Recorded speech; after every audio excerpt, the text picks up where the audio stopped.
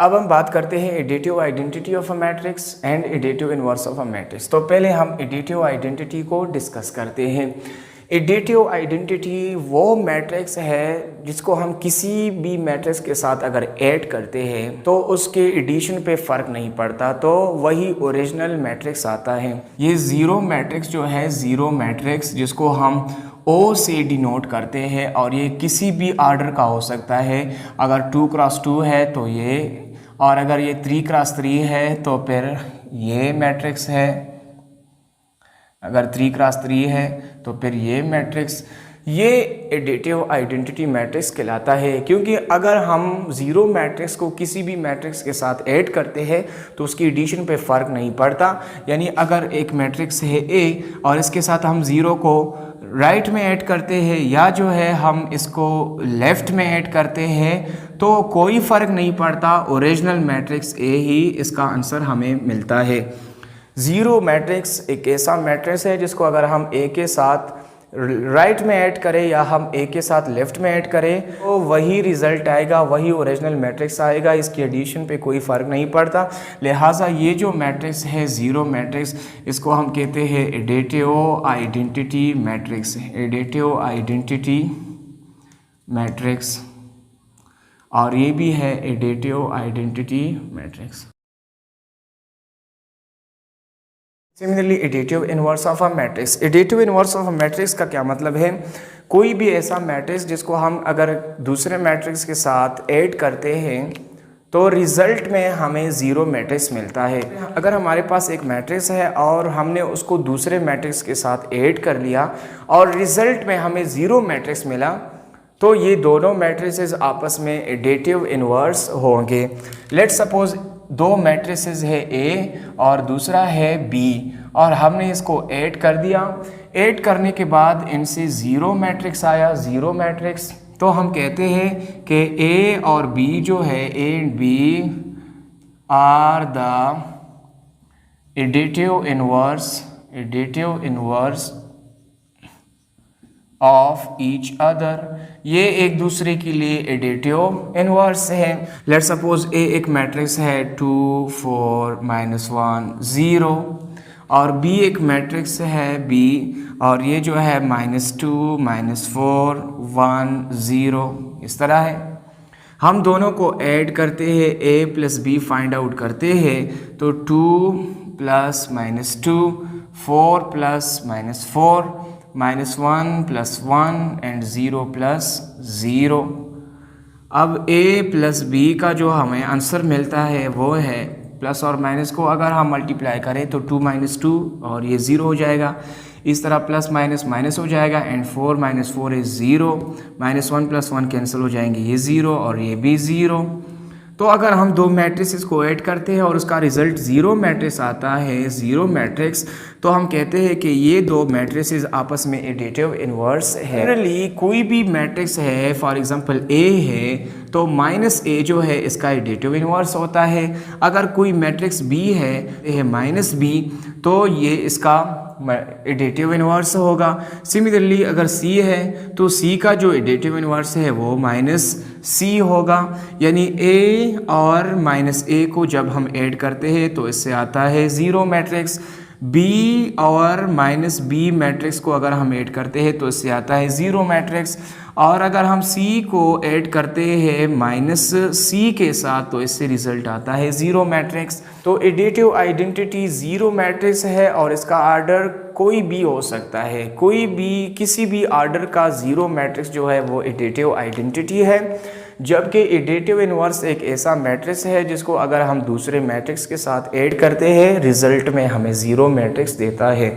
जैसे कि हमने यहाँ पे एग्जांपल में सॉल्व किया, दो मैट्रिसेस है हमारे पास ए और बी, हमने इसको ऐड कर दिया तो हमें ज़ीरो मैट्रिक्स मिला। तो हम कहते हैं कि ए और बी जो है आपस में एडिटिव इनवर्स है। तो ए का एडिटिव इनवर्स -a होगा, बी का एडिटिव इनवर्स -b, और इस तरह सी का जो एडिटिव इनवर्स है वो -c होगा। हर मैट्रिक्स जब अपने एडिटिव इनवर्स के साथ ऐड होता है तो उसका रिजल्ट हमें ज़ीरो मैट्रिक्स मिलता है। 1.3 के कुछ क्वेश्चन हैं, इसको सॉल्व करते हैं। तो सबसे पहले जो फर्स्ट क्वेश्चन है वो ये है, लेट ए बी 2/3 मैट्रिसेस। हमारे पास दो मैट्रिसेस है ए और बी, दोनों 2/3 मैट्रिसेस है, यानी ए और बी ऐसे मैट्रिसेस है जिसमें number of rose 2, number of column is 3, 2 cross 3, ये इसका आर्डर है। अब दो और मैट्रिसेस है सी एंड डी, 2 स्क्वायर मैट्रिसेस। सी और डी जो है ये स्क्वायर मैट्रिसेस है, यानी ये 2 क्रॉस 2 भी हो सकते हैं, ये 3 क्रॉस 3 भी हो सकते हैं। Which of the following matrices operation are defined. हमें कुछ ऑपरेशंस गिवन है और हमने ये सॉल्व करना है कि क्या ये ऑपरेशन जो है ये डिफाइंड है या नहीं, यानी ये पॉसिबल है या नहीं। For those which are defined, अगर इनमें से कुछ डिफाइंड है, कुछ ऑपरेशन डिफाइंड है, give the dimension of resulting matrix, तो उस ऑपरेशन को अगर हम सॉल्व करते हैं तो ऑपरेशन सॉल्व करने के बाद जो सोल्यूशन मैट्रिक्स है उसका डायमेंशन भी हमने लिखना है। गिवन डेटा हमारे पास क्या है कि दो मैट्रिसेस है ए बी और ये है 2 क्रॉस 3, यानी इसमें 2 रोज 3 कॉलम। अब दो और मैट्रिसेस है सी एंड डी जो कि स्क्वायर मैट्रिक्स है, यानी ये 2 क्रॉस 2 भी हो सकते हैं, 3 क्रॉस 3 भी हो सकते हैं। अब हमने ये जानना है कि क्या ये ऑपरेशन पॉसिबल है या नहीं, a प्लस बी पॉसिबल है या नहीं, b प्लस डी पॉसिबल है या नहीं, 3a माइनस 2c पॉसिबल है या नहीं, 7c प्लस 2d पॉसिबल है या नहीं। अलजेब्रा ऑफ मैट्रिक्स में हमने ये पढ़ा था कि एडिशन और सब्ट्रैक्शन की पॉसिबिलिटी के लिए आर्डर का सेम होना बहुत ज़रूरी है। अगर आर्डर सेम है तो पॉसिबल है, अगर आर्डर इसका डिफरेंट है फिर वो पॉसिबल नहीं है। तो वही रूल जो है, वही कंडीशन जो है हम इधर अप्लाई करते हैं। a और b को हम देखते हैं तो a और b दोनों 2 क्रॉस 3 मैट्रिक्स है। a प्लस बी जो है ये डिफाइन है। a प्लस बी अगर हम लिखते हैं सोल्यूशन में कि a plus B is defined because of the same dimension, because of the same order, because of the same order, क्योंकि इसका आर्डर जो है वो सेम है तो इसलिए ये a प्लस बी डिफाइन है, ये पॉसिबल है। डिफाइन का मतलब ये है कि ये पॉसिबल है, इसका जो सोल्यूशन है वो हम फाइंड आउट कर सकते हैं। अब क्वेश्चन में सेकंड पार्ट ये है कि for those which are defined give the dimension of resulting matrix. अगर कोई डिफाइन है तो उसका रिजल्टिंग मैट्रिक्स का डायमेंशन क्या होगा तो रिजल्टेंट मैट्रिक्स का डायमेंशन वही होगा जो a और b का है, यानी रिजल्टेंट का जो डायमेंशन है, dimension of the resultant, dimension of resultant matrix will be 2 cross 3। जो ओरिजिनल मैट्रिक्स का जो भी आर्डर है वही रिजल्टेंट का भी आर्डर होगा। तो सिमिलरली हम b और d को देखते हैं तो b जो है b ये 2 क्रॉस 3 है, और अगर हम d की बात करते हैं तो यहाँ पे लिखा है C D B 2 square matrices. C D जो है या 2 क्रॉस 2 है या 3 क्रॉस 3 है, यानी उसमें नंबर ऑफ रोज और नंबर ऑफ कॉलम इक्वल है, और यहाँ पे नंबर ऑफ रोज जो है वो कम है, 2 रोज है 3 कॉलम है, तो इसका आर्डर सेम नहीं है। जब सेम नहीं है तो हम लिखते हैं कि b plus D is not possible, b plus D is not possible, ये पॉसिबल नहीं है। क्यों पॉसिबल नहीं है? Because of the different dimension नहीं है। क्वेश्चन नंबर 3 को देखते हैं, 3a माइनस 2c, यानी पहले हमने a के साथ रियल नंबर 3 को मल्टीप्लाई करना है, c के साथ 2 मल्टीप्लाई करें तो a के साथ 3 ये पॉसिबल है, मल्टीप्लाई करेंगे ये तो पॉसिबल है, 2c ये भी पॉसिबल है। 3a का डायमेंशन ये 2 क्रॉस 3 है और 2c का डायमेंशन जो है ये स्क्वायर मैट्रिक्स है, ये या 2 क्रॉस 2 है या जो है 3 क्रॉस 3 है, तो इस वजह से ये हमारे पास जो है एक रेक्टेंगुलर मैट्रिक्स है और ये एक स्क्वायर मैट्रिक्स है, लिहाजा इन दोनों का जो डायमेंशन है ये डिफरेंट है, तो इसका ये ऑपरेशन इम्पॉसिबल है। यानी सोल्यूशन में हम लिखते हैं क्वेश्चन 3 का जो सोल्यूशन है वो ये है कि 3a minus 2c is not possible, is not define, ये डिफाइन नहीं है because of the different order, क्योंकि इसका आर्डर जो है वो डिफरेंट है, इस वजह से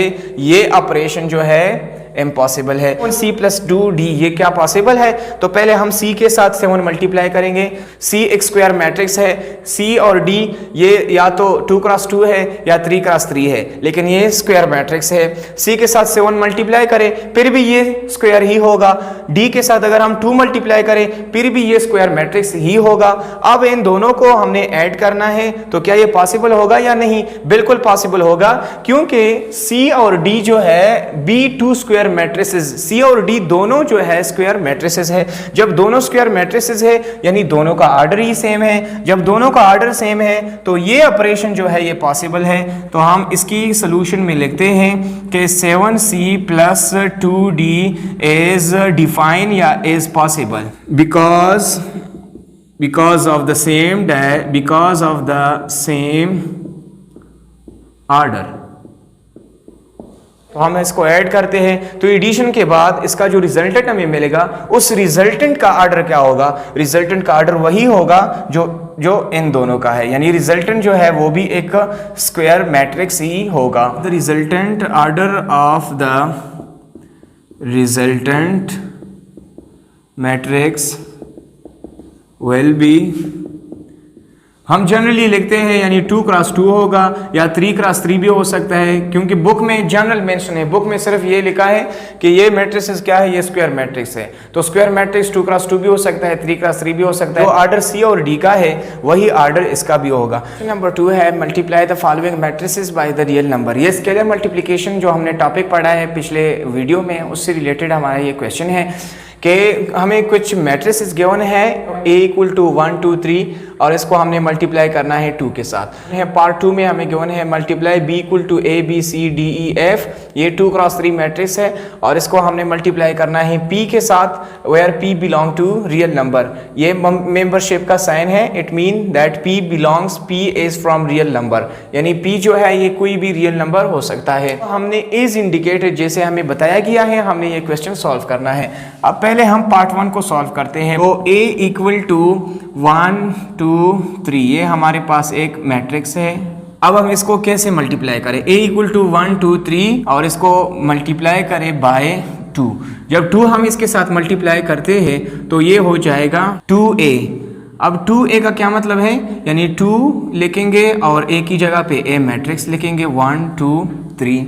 अब ये 2 जो है अंदर मल्टीप्लाई होगा, 2a = ये 2 हर एक के साथ मल्टीप्लाई होगा, 2 1 = 2 2 2 = 4 2 3 = 6।